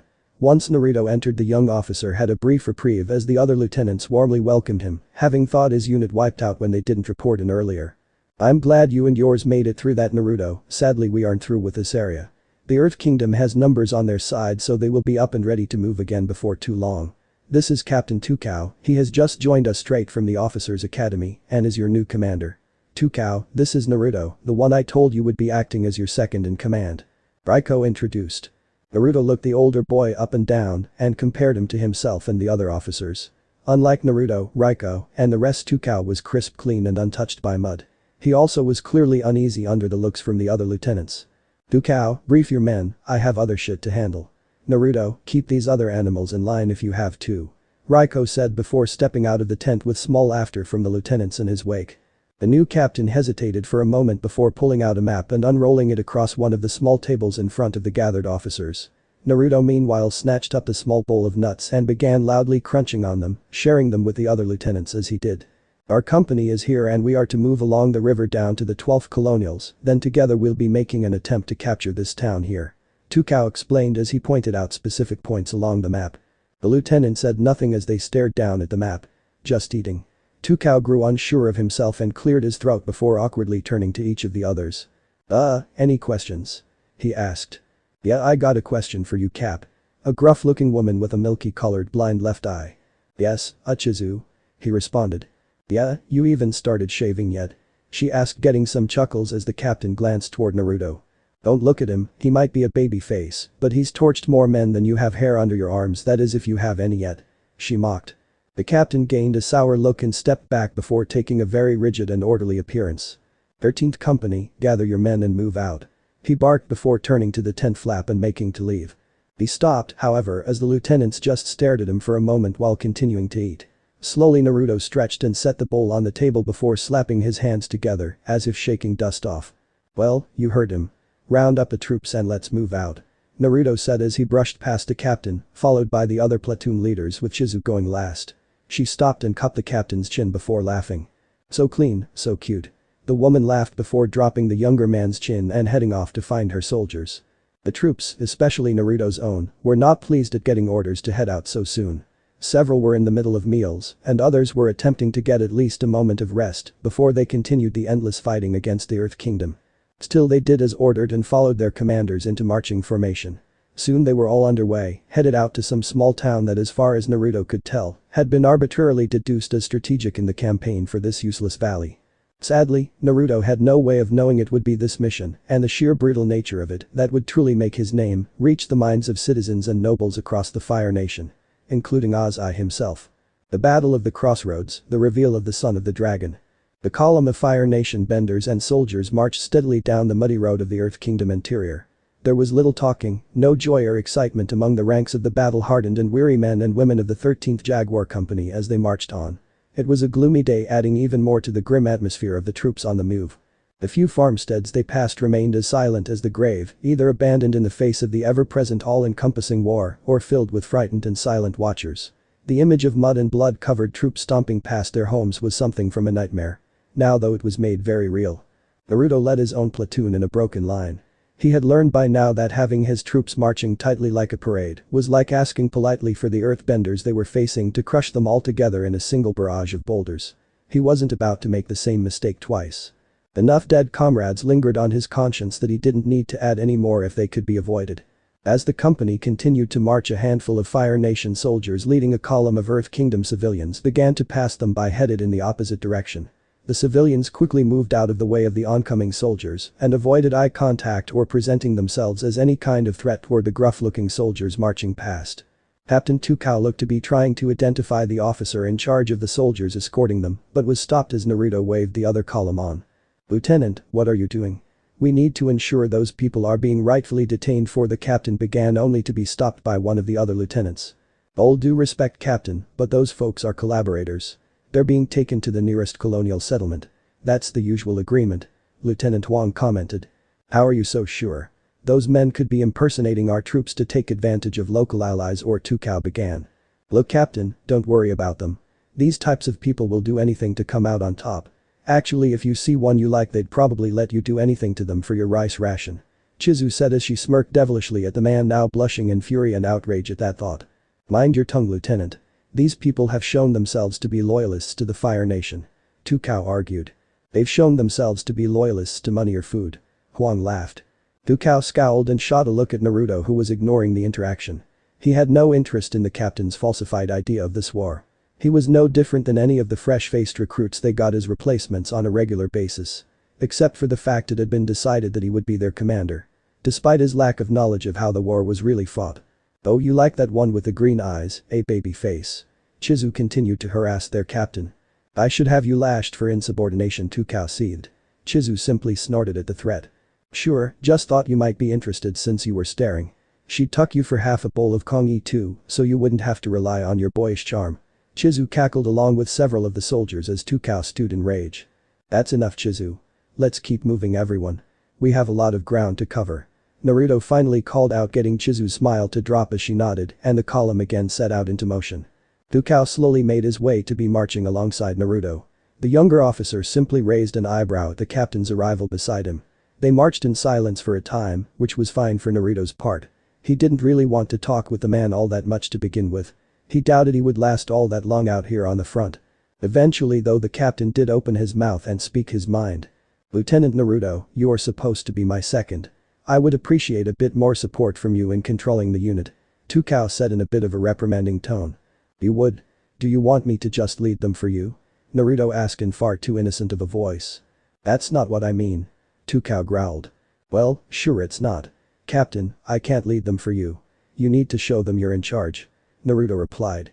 The captain frowned as he realized Naruto had no intentions of offering more help to him in controlling the troops.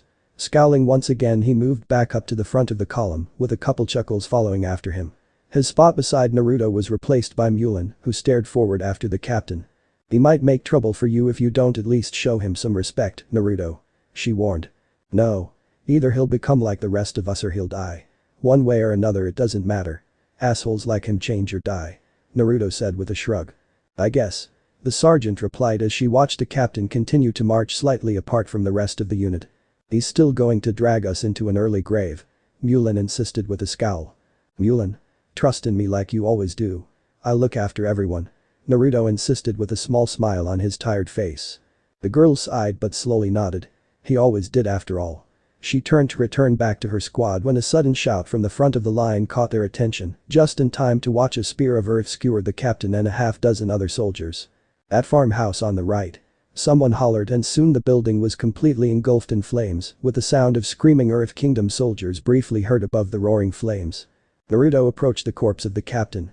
The man dangled easily a foot off the ground and was killed almost instantly. A small mercy in the war. Naruto briefly contemplated that he'd prefer to go out like that if he was going to die. Instantly, without pain, and without him seeing it coming. "I guess you were right," Mulin said from beside him. "I never get to be happy when I hear those words. It's always about something like this." Naruto frowned. After having a squad get the men down and pack away their belongings, they quickly buried them and said a kind word. It was odd as a sense of mild relief flooded into the troops at the passing of their captain. The man had never gotten a chance to become something other than an outsider to the company, and now he never would. They would only ever remember him as he died. On second thought, perhaps Naruto didn't wish to go that way. He would rather fight and claw and struggle to the end. He wanted to be remembered as he really was. A soldier. "Alright, everyone. The captain is dead, but that doesn't mean we get to slack off. We still need to link up with a battalion of colonials past that ridge up there and back them up in their task. The brass want results, and as much as it's a pain in the ass, we are gonna be the ones punished if they don't get it. So eat on the move. I want to make it to our colonial pals before mid-afternoon." Naruto ordered, getting a set of nods and yes sirs from the unit. "Well, at least the little boss is back in charge now," Chizu said with a shrug. And here I thought you would be upset about losing your newest toy. Naruto joked toward the woman, causing her to throw her head back with a rough laugh. He was a bit too girly for me, boss man. I like mine with a bit more man to them. The late captain could have worn a dress and I wouldn't have been all that surprised. Chizu said as she began to walk past. Really? Here I thought you preferred the girly ones to compensate for your own manliness. Naruto teased, getting a snort from the woman. Oh, I'll remember that. She said, intent on getting him back at a later time. Sure. Alright Jaguars, let's move it out. Naruto bellowed in a voice that was surprisingly heavy with bass for his age. Once more the company set out down the muddy roadway, bound for their next battlefield. The company fanned out in a horseshoe formation as they approached a heavily damaged farming hamlet near the roadway. It had started raining lightly by now, and the tattered remains of a Fire Nation banner flapped loudly over the ruins. Within the short walls of the compound, colonial soldiers moved to and fro, trying to get out of the rain as best they could. While several took up residence in the old farmhouse, its roof had largely been burnt away during whatever fight had occurred here in the past, and those inside still battled the water. In contrast, one of the larger barns remained almost entirely intact, and it was there that Naruto found the major had set up shop for commanding his forces. The man was much more like Naruto and Raiko than Tukao, thankfully. He had a wicked scar running down the middle of his face, ending just above his mouth. That wasn't all though. Draped over his black and red armor was a bloodied and worn green and tan sash with a faded Earth Kingdom symbol present. This man had seen plenty of battle, which was unsurprising as the colonial units often got some of the worst assignments in the war, just like Naruto's own troops did. Liuetin, and don't tell me this is all you brought with you. The man said as he shook Naruto's hand solidly. He seemed unbothered by the young 15-year-old boy being in such a command. I'm afraid this is all we got, sir. Naruto replied. Of tucking course it is. I request a full battalion in support, thinking I'm low-balling it, and they send me a half-strength company. At least you lot look like you know what you're doing. That's gotta count for something. The major bemoaned his situation, though he was quick to recover and led Naruto over to a table covered in maps and notes. Listen. Our orders are to capture this town here. Wansha. It's pretty much a nothing place, but reports from collaborators say that Earth Kingdom forces have been using it as a staging point for militias in the area, so they want it seized to break up the lines of communication between the Earth Kingdom military and the militia cells that are playing hell with our supply lines. The major explained as he traced a line along a road to a tiny insignificant looking spot on the map. Sounds like a plan. Heavy resistance there then, or is there another reason your forces still camped out here? Naruto asked, glancing at the distance between the farm they were at and the town. There is another reason, alright. We don't even know the defenses that Wansha has. Right now I'm still fighting over the stretch of fields between here and the road we need to take to the town. We've been hitting each other over the same 3 rice paddies for the last 4 days, and if we don't take them soon, I won't have enough troops to make for the town at all. The man was clearly fed up with the situation. Naruto sympathized with the major. Pressure from the upper levels of commanders to complete their orders in a timely manner was harsh. That didn't make the enemy any less of a stopping force though. The young lieutenant looked at the troop positions in the fields that the major had pointed out. The Earth Kingdom forces had placed themselves in a great spot. The nearby bridge was destroyed, so that left crossing an area that spanned 3 fields as the only viable way to get back to the road. On one side was a ravine that was deep and wide enough that a bridge was needed to cross it, and on the other the fields transitioned to a muddy bog. Perfect killing ground for the Earth Kingdom to pick off any Fire Nation troops that attempted to flank through it. The only way is to push through them then. Naruto realized with a frown. Yeah. We have hardly any benders in our unit. I'm not even a great bender myself. So it's like hitting a stone wall with a sword half of the time. Naruto stared at the map for a moment before slowly nodding. His mind started forming a plan for how to handle the next attack they would launch. I have an idea. First we need to wait for the rain to clear up though. Naruto said as he looked out at the water streaming down on top of them. Well, I'll trust you on this. What do we need to do? The major asked as he leaned in to look over Naruto's shoulder as the boy began sketching out a diagram of what he hoped to do. 2 hours later and the unified forces of the 12th Colonial Battalion and the 13th Jaguar Company had taken up positions in a thin line of trees and brush that marked the edge of the fields. Across from them, on the far end of the fields, was a similar set of foliage that concealed the Earth Kingdom forces. By now the rain had stopped and word of what Naruto required for his plan had been spread among the benders of both units as they prepared to make their push against the enemy. It was a bit of a gamble, but Naruto had confidence it would work. Sadly, there was no possible way for the upcoming skirmish to not be a bloody affair, and the men at his and the major's command had been made completely aware of that. If anything, it bolstered their resolve to know their commanders would be joining them for the harsh assault, even knowing the danger such action presented themselves. The wind died down with the rain. "You really think this will work?" Mulan asked Naruto as they tensed up. "Should I hope so?" Naruto replied, getting a dry look from his subordinate in response. "Send word to begin," he quickly ordered, disliking that expression from her. What was it about women like Mulan and Azula that could get under his skin so easily? As Mulan began moving down the line spreading Naruto's command, Naruto and the other benders in the two units began generating heat with their bending. It was a beginner skill. One that every firebender learned. They had to learn to generate and control heat to properly bend fire itself after all. The difference now was the fact that they were each heating up piles of damp leaves and sticks. Not enough to properly set them ablaze and burn out, but just enough to ignite and smolder, slowly creating a cloud of dense gray smoke. Soon the line was covered in a thick cloud, and Naruto and his fellow benders began slowly advancing under the cover of the smoke. The trampled crops in the field were gradually ignited as they moved, advancing the smoke along with them. From the standpoint of the waiting Earth Kingdom soldiers, a thick smoke began crawling across the field toward them ominously.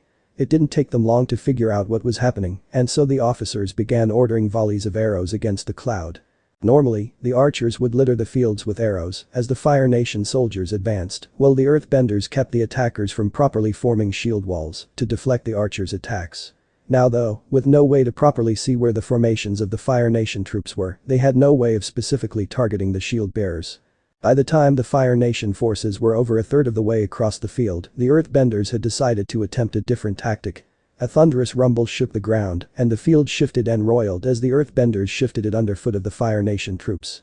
It had the desired effect of disrupting many of the shield bearers, and arrows began finding their mark among the Fire Nation soldiers.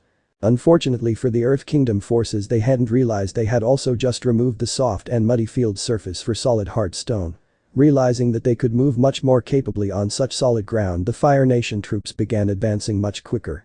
With the crops buried under a thin layer of stone, the smoke cover quickly began to dissipate, and Naruto shifted his focus from forming their cover to leading a direct assault. He quickly twisted his body through the forms he knew by heart and blasted a barrage of deadly fire attack toward the Earth Kingdom forces that remained hidden behind their cover. But that he roared out in animalistic fury and sprinted head first toward the positions of his enemy. The battle cry sounded out and quickly spread through the unit of Fire Nation soldiers as they rushed forward, howling in fury like their young lieutenant before them. The Earth Kingdom soldiers' morale collapsed and many attempted to flee, only to be cut down by a mix of fiery blasts and arrows as they did. The battle soon became a harsh close-quarters fight as both sides battled over the burning tree line. Smoke, ash, and flame soared around both sides as they screamed and roared their individual shouts of battle as they clashed. Naruto cut through his enemies easily and soon found himself fighting alongside his sergeants and fellow officers. Jizu cackled like a madwoman as she slaughtered an entire squad of Earth Kingdom archers, trying to make a break for it. Naruto eventually stopped his attack while the colonials continued their revenge-fueled assault on the few remaining enemy troops. Eventually though, a single man remained and he was dragged before the collection of commanders that had led the attack. He was a pathetic-looking man now, but Naruto could tell he was likely an able-bodied warrior when not at the complete mercy of his enemy. However, that in the end mattered not, as similarly to the major with his Earth Kingdom officer's sash, this man wore a medallion taken from a Fire Nation colonel. He barely had a chance to open his mouth to beg for mercy before Naruto and the major both struck out with their flames and scorched the man across the face. He was lucky it was so mercifully quick a death. "Well, now we can reach the road," Naruto commented. "Right. Everyone take an hour. Bury our dead, burn theirs, and grab something to eat.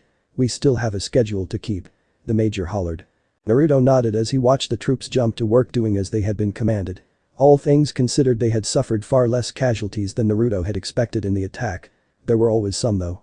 Thankfully none of his actual close friends had been unlucky enough to be taken out this time though. An hour came and went quickly. Far too quickly, but as the major had said they had a schedule to keep. The united force of Fire Nation soldiers set out down yet another muddy road bound for the little town of Wanshua. The town of Wanshua was hardly deserving of the name. Village or perhaps even hamlet were far more fitting. That aside, the town itself was in pretty good shape compared to most of what the Fire Nation soldiers had come across so far in this valley. It made sense. Up until now this sleepy little spot had practically no strategic value besides being along a roadway that might transport troops. Now though, that had changed. They knew the Earth Kingdom forces were using it as a base of operations to better organize and control their militias and irregular troops throughout the region. That was enough of a reason to take and hold it to deny such lines of communication. The fact that taking it would also open up another path of advancement for either side once their armies were in a position to move forward jumped the importance of the town of Wanshua up quite a lot in the list of locations in every commander's mind. As they began coming into the town there was practically no one in sight. The Jaguars moved down the main road cautiously while the colonials surrounded the town with their larger numbers. As they moved into the streets it became clear that Wanshua's defenders were prepared and waiting for them. Just as he was about to call out to his men to be on guard for an ambush, the Earth Kingdom troops stuck. Small rocks shot out of an alley at such speed that they embedded themselves into the stone walls of the town and the armor of the Fire Nation soldiers in equal depth. As the first screams ripped out of his men's mouths, Naruto jumped into action and all hell once again broke loose. The attack became a mad scramble as the heavily outnumbered defenders did their best to play cat and mouse with the Fire Nation soldiers. It didn't work well in their favor though. Naruto set one of the largest buildings on fire with a dragon-like roar, and the other benders quickly began doing the same, flushing Earth Kingdom troops out into the streets to be cut down by sword and spear from the rest of the Fire Nation troops present. As the colonials stormed in from every side of town, the battle quickly became nothing short of a massacre as the Fire Nation troops hunted down the Earth Kingdom forces, still trying to hold out within Wanshua. As the last of the Earth Kingdom soldiers fell and the Fire Nation soldiers began celebrating, Naruto made his way over to the major. Rather than be happy at the victory though, he found the man to be in an especially foul mood. It was understandable though. Naruto watched as one of the barbed Earth Kingdom arrows was pulled free of the man's thigh with a howl of pain from the major. The timid nature of the medic tending to the man would have been humorous if it wasn't so damned pathetic and unwelcome in an actual situation concerning medical processes. "I am sorry, Major. This is the first time I've had to remove an arrow though. Next I have to cauterize the wound." The man stammered before he fell silent at the heated glare the officer gave him. "Move, I'll do it," Naruto said as he shoved the medic out of the way and began heating up the blade of a knife. "Ha! Didn't take you for a medic too," the major said through gritted teeth. "I'm not, but who is going to pass up a chance to burn a commanding officer a little bit?" Naruto asked as he inspected the red-hot blade before turning to look at the man. "Want something to bite on?" he asked genuinely. "Just get it over with." The major growled and Naruto shrugged before pressing the tool into the wound. The major bit back a scream of pain, instead huffing loudly and angrily while clenching both his teeth and eyes tightly. Finally the worst was over as Naruto removed the knife and let the medic handle the rest of the major's care. Wanshua is captured. A couple fires to put out and the commanders should be appeased for a while. Which is good. The men need rest for sure. Naruto commented as he dropped down to sit next to the major. "You're about to hate me, Lieutenant," the man said, causing Naruto's eyes to narrow. "Runner came in just as we finished taking the town. Orders from on high. For you. Well, they were for your captain, but I'm giving them to you since you are running the 13th now," the older man said, causing Naruto's expression to fall into a furious scowl. "You bring me a pat of the valley," the major hollered to one of his men nearby. They snapped to attention before sprinting off to do as told. "They want us dead that bad?" Naruto asked as he took to glaring up at the sky. "Listen, I hate the idea of you and yours having to go out again so soon. The fact is though I have to agree with the reasoning on this one. It has to happen," the major said, drawing Naruto's attention back to him. The soldier with the map arrived at that moment and the major unfolded it on the ground between them. He traced a path along a road leaving Wanshua and heading toward Earth Kingdom lines. Eventually his hand stopped at a large mill with a crossroads just beside it. "This crossroads is the only major point between our position and the Earth Kingdom forces at the other end of the valley. What's more is that because of the way it's situated, whoever marches a force through this spot can move into pretty much anywhere on the opposite side of the valley from where they came without facing major resistance. Command wants to march the whole Tucken division through there in 2 days. So we have to hold it to make sure that it's not one giant bottleneck," the major explained. As Naruto studied the map he grew more and more furious. Not at the audacity of his commanders. For once they seemed on the right track. No, he was furious because of just how vital that little crossroads really was. That in turn meant he was going to march his company right up into enemy territory. "We have no choice," Naruto grumbled. "Like I said, I'm sorry it's gotta be your unit, but you're the best for it. My people and I will lock down this town. Good luck," he said. Naruto nodded, not trusting himself not to say something snarky to the man for this. As he approached where his officers were collected, the jovial greeting they threw his way quickly turned to somber realization they were being ordered on the move once again. They didn't complain though. At seeing his apologetic expression, they simply climbed back to their feet and assembled to begin marching once again. The 13th Jaguar Company set out for the crossroads by mid-afternoon and were making good time. The countryside beyond Wanshua was in a far better state than that which they had passed through to reach the town. Civilians occasionally poked their heads out to stare at the marching invaders crossing their lands and making a ruckus. As quickly as they appeared, they disappeared again. It was strange how oddly peaceful it was here beyond the battle lines of the valley, yet Naruto felt even more on edge because of it than he had in the midst of the battle for Wanshua or for the fields earlier in the day. The quiet was just too suspicious, as if the world itself was watching them walk right into a trap. Perhaps it was. The enemy's element was earth after all. As if to prove his point, the earthbenders preparing yet another ambush easily got the drop on Naruto's column of troops. There hadn't even been the usual rumbling or shaking of the earth that came with earthbender attacks. Instead, the ambush began with a sudden sharp whistle that saw a barrage of sharp stones rip through an entire platoon. Stunned by the attack, the rest of the force hardly had time to seek cover before another barrage of the deadly stones tore through the air over them. Several of the men weren't so lucky though and were eviscerated by the attack. Damn it, where the hell is the enemy? Huang yelled, only to find himself speared through the gut alongside his right-hand man. The pair of them briefly howled in pain before they succumbed to their injuries. "Boss. They're chewing us up." Chizu shouted over to Naruto as she narrowly avoided another barrage of razor-sharp rocks. "Lieutenant Huang's dead." A member of the 3rd platoon shouted, only to also find his end shortly after from an enemy attack. Naruto scanned their surroundings. It didn't take him too long to identify exactly what they were up against. Only 6 people. 6 very well-known and feared people. The Pohin partisans. He mumbled before his eyes hardened. They were in for a hard fight. The enemy they were up against were some of the most talented and disciplined earthbenders in the Earth Kingdom armies. Led by Colonel Han Pohin, they had a perfect record of success at eliminating Fire Nation forces, typically ones outnumbering their own force as much as 8 to 1. "Boss?"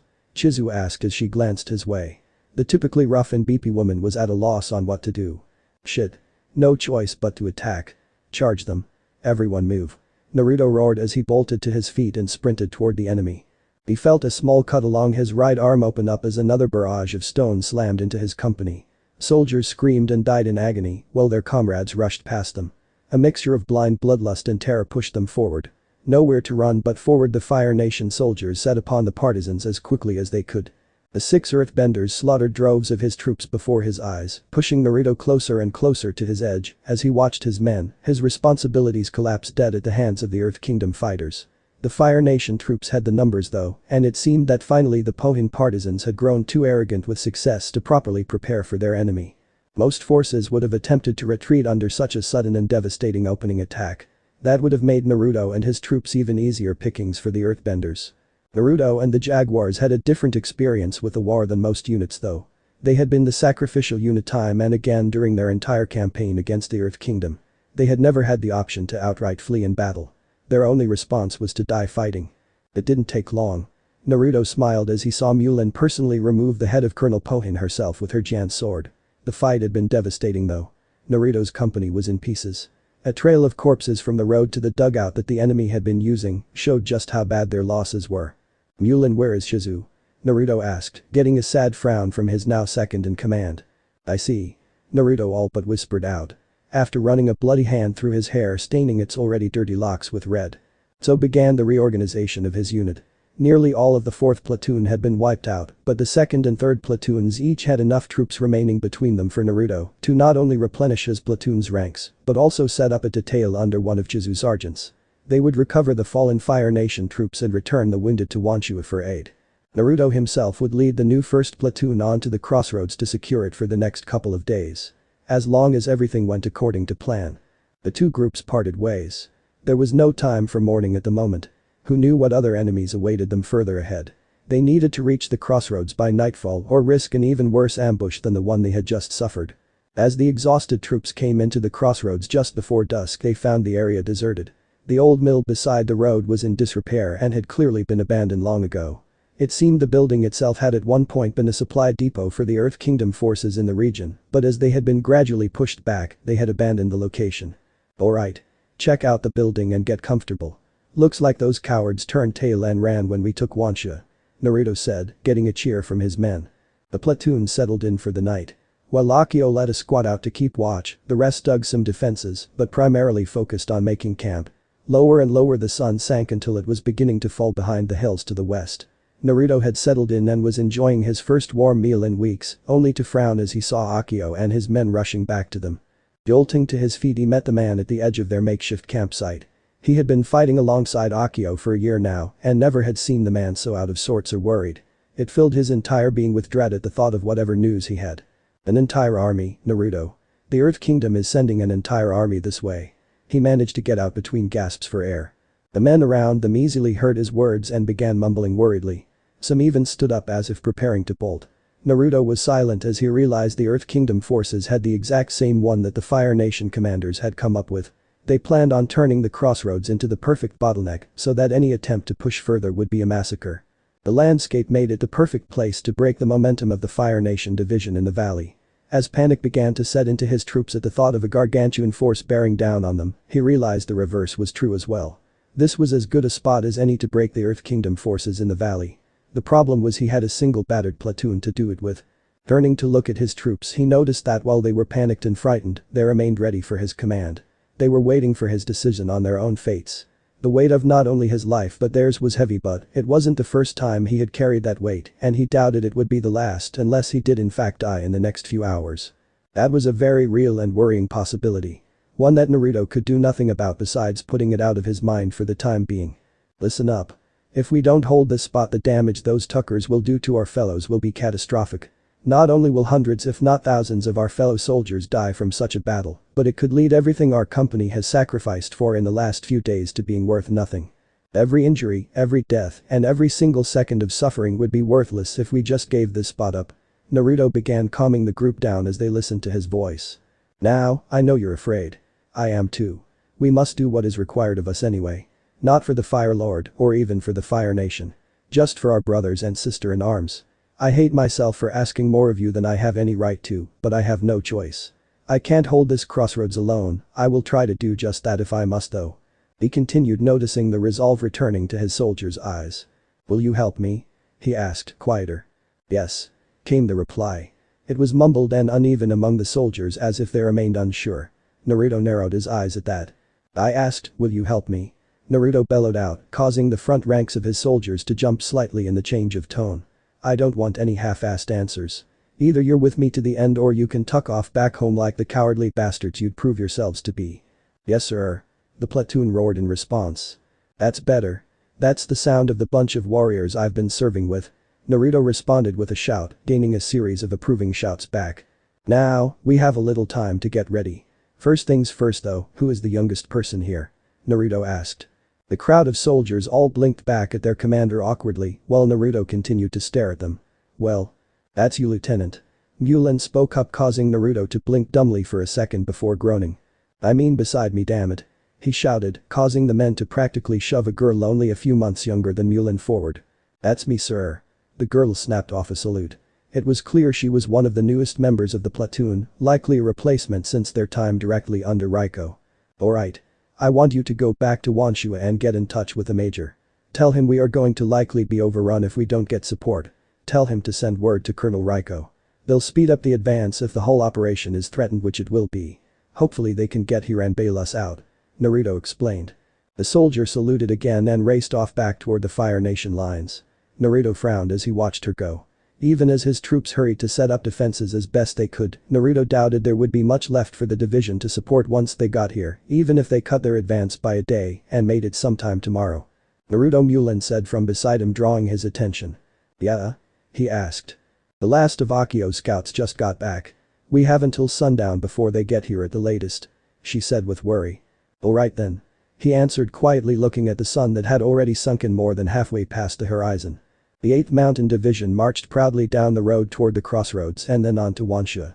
They would be the first units to encounter enemy troops if the reports of Wanshua's fall were to be believed, and they would fight a delaying action against Fire Nation troops as the rest of the army dug in at the crossroads. At least that was the plan. It was ruined as a sudden flurry of arrows sank into the flesh of the organized column soldiers as they neared the crossroads, only to be quickly followed by a massive series of fireballs launched from multiple spots along a ramshackle defensive line. The front ranks of the division seemed to disintegrate as they were devoured in flame. As the battle began, the Earth Kingdom troops were thrown into disarray by the enemy attack. They had known that Wanshua had fallen, but Pohin was supposed to keep the Fire Nation contained until the rest of their forces were in position. Obviously that plan had failed, and now the Battle of the Crossroads was started hours ahead of schedule and with the wrong side dug into defensive positions. The battle raged for hours. Eventually the defenders ran out of arrows, allowing the attackers to begin launching their tried and true tactics of human waves. Unfortunately for the multitude of first waves, the defenders had been waiting for this moment to truly open up with their fire-bending. The smell of burning flesh and hair hung in the air, but the battle was far from over. Still on came the attackers. Even after their tremendous losses, the attackers possessed a half-strength division at their command. Even at half-strength though, they numbered nearly 5,000 men at arms. The platoon under Naruto was overstrength, truly closer to the strength of two platoons, some 107 soldiers, not including Naruto himself when all was said and done. By no stretch of the imagination should the defenders, exhausted and stressed from weeks on end of moving and fighting, be able to hold their own. Yet, as if by a miracle they did. Screaming and howling like animals, the remnants of the 13th Jaguar Company tore into their attackers and fought tooth and nail. At the center of it all, roaring out commands and bursts of flames in equal measure, Naruto stood firm. The 15-year-old led the defense as his weary soldiers gave into their instinctive desire to live. Their fight-or-flight impulses stuck totally into the mentality of fight. The combat grew more and more gruesome as the night wore on. Wave after wave of Earth Kingdom infantry, mostly just conscripted levy spearmen or swordsmen, were fed into the hellish wall of Fire Nation soldiers, and the battle raged on and on. Slowly though, the Earth Kingdom numbers were deciding victory. Naruto could do nothing as more and more of his unit was killed off around him. He was prideful in their last moments, the fearless way they battled their opponents truly gave credit to the name Jaguar Company. Eventually a brief respite was had as the Earth Kingdom forces reorganized. Hundreds, perhaps more, lay dead in mounds surrounding the crossroads, but by midnight it remained steadfastly in Fire Nation hands. In Naruto's hands. The young lieutenant stood atop a pile of corpses. There was nowhere else to stand as the mindless assault of their enemies had sent such numbers against them that Naruto doubted he could find a spot of ground between the bodies now. As terrible a toll as they took on the Earth Kingdom forces though, the number advantage remained completely in the Earth Kingdom's favor. Among his remaining forces Naruto could count 14 living. Thankfully Mulan remained, but the rest of his sergeants, his original squad and friends, had fallen one by one as the battle had carried on. It had fueled him as he fought on. By now though things looked even more grim. Naruto was the last bender among their forces, and the majority of the Earth Kingdom's fodder seemed to have been extinguished, leaving their true soldiers to begin the advance. Naruto stared out silently over the dark, corpse-strewn fields. The smoke blotted out the moon and stars, and only the numerous fires and embers caused from battle kept the area somewhat lit. It truly looked like a hellscape now, compared to the sleepy little crossroad mill that had once been there. The lieutenant's mind couldn't linger on what lay actually before him though. Instead it settled on things behind him. As the rhythmic thumping of marching feet began again and the Earth Kingdom troops began their next advance, Naruto's mind focused on the faces of loved ones he wished to see again so desperately. Despite everything, he wished he could say a few things more to his father. The man wasn't perfect, but in the end, Iroh was his father. Zuko as well, he had been more like a brother. Not necessarily one he got along with, but he felt a bond with him that was irrefutable. Even his mother came to mind, blurry as the memory was. He had to wonder if she would be proud of him for going out like a soldier. He felt guilty for not having sent Mulan back to the rest of the division. She could have had a chance to live, but then again going off the inhuman kill count she had also racked up before her blade had dulled and she had been forced to resort to scavenging other weapons during the battle, they probably would have already lost were she not with them. Most of all though his mind dwelt on Azula. How badly he wanted to see her or talk to her again. How worried he was about how his passing would affect her. Would she hate him for leaving her like this? It was a possibility with her. The girl's mind did work in some odd ways, even to him. "Naruto, they're coming," Mulan said. "Yeah," Naruto said as he scowled at the approaching enemy and felt his irritation at this ending he was forced into coming to pass. He was never meant to live beyond the battlefield. Had his father even cared about the fact Naruto was being sent to the front lines in what amounted to a sacrificial unit? The Fire Lord had obviously intended for this to happen, and as per usual Iroh was too concerned with Zuko to even contemplate the situation of his own son. The only one back home who gave a damn had been Azula, and for a sudden moment Naruto's mind cleared. He didn't care for the Fire Lord or Iroh or an eye forbid Zuko. His mother was dead, her opinion was worthless. But Naruto wasn't dead. Not yet. He wanted to get home. He wanted to see Azula again and change this tucked up way of life. This war where all his friends kept dying horrible painful deaths. He wanted to shield Azula and Mulan and Ty Lee and so many others he had encountered and considered family from this hellishness. That was when he felt it. A feeling he had only felt one other time, years ago on the island his father had sent him away to train on. For the brief moment when he had bended fire with the last two dragons themselves. "I can't die yet, Mulan," Naruto suddenly said, surprising the girl beside him. As silly as it sounds, I can't die yet. I made a promise to Azula that I would take her to learn bending from the same teachers that I did. I don't want to break that promise. Naruto said, sounding increasingly mad as he spoke, a bright grin spread across his soot-covered and blood-stained face. Naruto? She asked, feeling unsteady with his rollercoaster of emotions. She could almost feel the swings and changes of his mind. There was something else too though. A heat, a warmth that seemed to practically emit from him suddenly. Like a furnace heating a cozy home or a warm summer's day brushing against her skin. Stand back. All of you. I've got a few more things up my sleeve. Naruto said as he strode forward and took up an odd starting stance for one of his bending moves. The Earth Kingdom army continued forward while Mulan led the handful of remaining Fire Nation soldiers back as they had been commanded. She wasn't sure what to expect. None of them were, but after months of following Naruto's command, they had come to see his orders as nigh absolute and they trusted him implicitly. They were likely dead anyway, so what did it matter? People speak of miracles on the battlefield in every conflict. No matter the war, no matter if it seems to defy reality itself, they speak of miracles occurring with a reverence rarely found outside of a temple. For the survivors of the Battle of the Crossroads, they witnessed the birth of one of the Fire Nation's greatest miracles and heroes. Most believe the Son of the Dragon moniker to reference the fact that Naruto is the progeny of the Dragon of the West. In truth, as Naruto danced through the forms utilized in the most ferocious and elegant moment of bending any of those present had yet seen, they knew the truth.